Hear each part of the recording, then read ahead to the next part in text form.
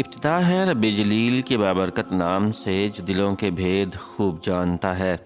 دیکھتی آنکھوں سنتے کانوں صابری میاں کا سلام پہنچے۔ ناظرین محترم، بھارت میں شائع ہونے والی کتاب کالکی اوتار نے دنیا بھر میں ہلچل مچا دی ہے۔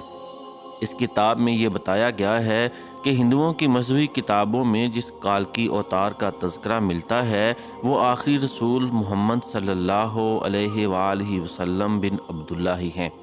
اس کتاب کا مصنف اگر کوئی مسلمان ہوتا تو اب تک جیل میں ہوتا اور اس کتاب پر پابندی لگ چکی ہوتی، مگر اس کے مصنف پنڈت وید پرکاش برہمن ہندو ہیں اور وہ الہ آباد یونیورسٹی سے وابستہ ہیں۔ وہ سنسکرت زبان کے ماہر اور معروف محقق اسکالر ہیں۔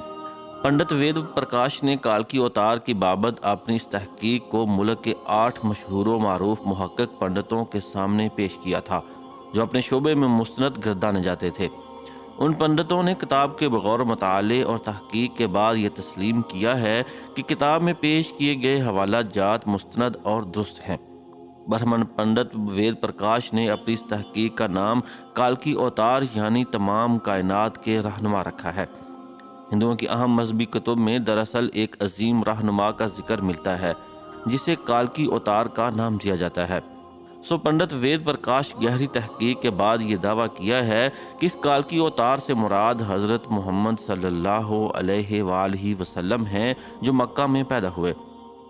چنانچہ ان کا کہنا ہے کہ تمام ہندو جہاں کہیں بھی ہوں ان کو اب کسی اور کالکی اوتار کا انتظار کرنے کی ضرورت نہیں ہے، بلکہ اس کے لیے انہیں محض اسلام قبول کرنا ہے اور آخری رسول صلی اللہ علیہ وآلہ وسلم کے نقش قدم پر چلنا ہے جو بہت پہلے اپنے مشن کی تکمیل کے بعد اس دنیا سے تشریف لے جا چکے ہیں۔ اپنے اس دعوے کی دلیل میں پنڈت وید پرکاش نے ہندوؤں کی مقدس مذہبی کتاب وید سے مندرجہ ذیل حوالے دلیل کے ساتھ پیش کیے ہیں۔ نمبر 1، وید کتاب میں لکھا ہے کہ کالکی اوتار بھگوان کا آخری اوتار ہوگا جو پوری دنیا کو راستہ دکھائے گا۔ ان کلمات کا حوالہ دینے کے بعد پنڈت وید پرکاش لکھتے ہیں کہ اس پیش گوئی کا اطلاق صرف حضرت محمد مصطفیٰ صلی اللہ علیہ وآلہ وسلم کے معاملے میں درست ہو سکتا ہے۔ نمبر 2، ویدوں کی پیش گوئی کے مطابق کالکی اوتار ایک جزیرے میں پیدا ہوں گے اور یہ عرب علاقہ ہی ہے جسے جزیرۃ العرب کہا جاتا ہے۔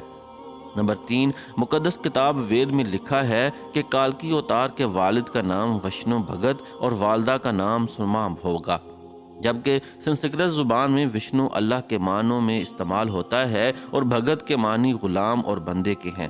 چنانچہ عربی زبان میں وشنو بھگت کا مطلب اللہ کا بندہ یعنی عبداللہ ہوا، اور سنسکرت میں سماب کا مطلب امن ہے جو کہ عربی زبان میں آمنہ ہوگا، اور آخری رسول صلی اللہ علیہ وآلہ وسلم کے والد کا نام عبداللہ اور والدہ کا نام آمنہ ہی ہے۔ نمبر 4، وید کتاب میں لکھا ہے کہ کالکی اوتار زیتون اور کھجور استعمال کرے گا اور وہ اپنے قول و قرار میں سچا اور دیانتدار ہوگا، اور یہ دونوں پھل حضور اکرم صلی اللہ علیہ وآلہ وسلم کو مرغوب تھے، جبکہ آپ سچائی اور دیانتداری میں تو اس حد تک معروف تھے کہ مکہ میں محمد صلی اللہ علیہ وآلہ وسلم کے لیے صادق اور امین کے لقب استعمال کیے جاتے تھے۔ وید کے مطابق کالکی اوتار اپنی سرزمین کے معزز خاندان میں سے ہوگا، اور یہ بھی محمد صلی اللہ علیہ وآلہ وسلم کے بارے میں سچ ثابت ہوتا ہے کہ آپ قریش کے معزز قبیلے میں سے تھے جس کی پورے عرب میں عزت اور شام و عراق میں پہچان تھی۔ ہماری کتاب کہتی ہے کہ بھگوان کالکی اوتار کو اپنے خصوصی قاصد کے ذریعے ایک غار میں پڑھائے گا۔ اس معاملے میں یہ بھی درست ہے کہ محمد صلی اللہ علیہ وآلہ وسلم مکہ کی وہ واحد شخصیت تھے جنہیں اللہ تعالیٰ نے غار حرا میں اپنے خاص فرشتے حضرت جبریل امین علیہ السلام کے ذریعے تعلیم دی۔